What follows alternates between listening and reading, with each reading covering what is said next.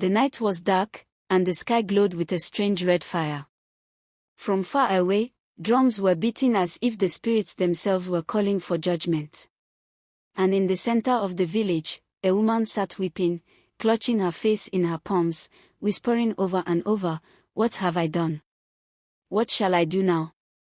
Her name was Abina, and in her house lived her only daughter, Oma, so beautiful that people said even the river gods paused their flowing to admire her reflection whenever she went to fetch water. Oma's beauty was not the kind that faded in the dark, no, it was the kind that seemed to burn brighter as night fell. Her skin glowed like polished ebony, her eyes sparkled like stars hidden under the deepest well, and her smile could melt the anger of even the harshest elder. Every man, young and old, rich and poor, dreamed of making Oma his wife. But Abina was wise and cautious. She refused many men, for she feared that none was worthy of her precious daughter. But fate does not sleep. One by one, 7 wealthy men, some from her village, some from distant lands, came forward with proposals so tempting that Abina could not bring herself to say no. The first was Kwabina, a great yam farmer whose barns overflowed so much that rats had festivals inside them. The second was Kojo, a fisherman whose nets never came up empty, for the sea itself seemed to favor him.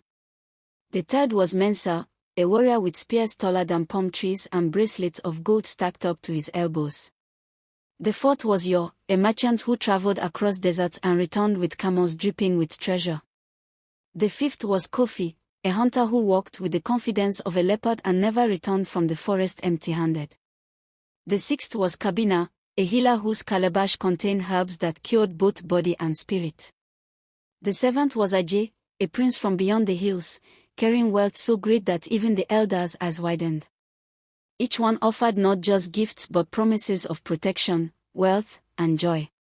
Abina, overwhelmed and confused, accepted all 7 proposals, telling herself she would decide later.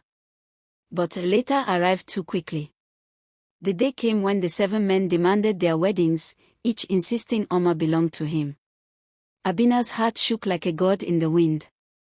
She had trapped herself. She could not give one daughter to 7 men. She could not choose one and anger 6 others. Fear of disgrace filled her, fear of war between families pressed her down like a heavy stone. So, desperate and trembling, she went to the shrine of the great chief priest, Nana Ose, a man whose eyes were said to see into the spirit world and whose words carried the weight of thunder. She fell to her knees before him and cried, "Great One, help me. My only daughter is desired by 7 powerful men. I have accepted their proposals. If I choose one, the others will rise against me. If I choose none, they will call me a liar and curse my house. What shall I do?" The chief priest sat silently. The chief priest sat silently for a long time, his eyes like coals burning through smoke. Finally, he rose, lifted his staff carved with the faces of ancestors, and struck the ground 3 times. The earth shook. The air grew cold. The shrine walls seemed to close in. "My daughter," he said, "you have tied 7 ropes around your own neck. But I, with the power of the spirits, shall cut 6 of them." He began to chant words older than memory. From the corners of the shrine came movement, silent, dark, heavy. 6 animals crept into the firelight, a dog, a cat, a goat, a monkey, a sheep, and a hen. The chief priest raised his staff. The fire roared. A cloud of smoke rose, twisting and turning until the animals were hidden. When the smoke cleared, Abina gasped and staggered back.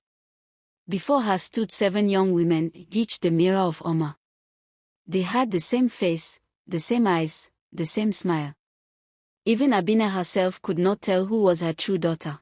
"Now," the priest said, his voice echoing like drums across hills, "each man shall have his bride.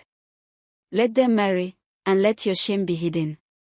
Abina agreed, though her heart was troubled. She went home with the 7 daughters, each laughing and walking like Oma, yet only one was flesh of her flesh. The weddings happened with great celebration. The men boasted, the drums thundered, the palm wine flowed. Each rich man took his bride, and the town whispered in wonder, believing Abina had been blessed with 7 daughters instead of 1. But peace does not last when lies walk in daylight. After the weddings, Abina's soul grew restless. She could not bear not knowing which bride was truly Oma. So she decided to visit each daughter in her new home. The first house she visited was Kobina the farmer's. His wife welcomed her warmly, smiling as Oma always did.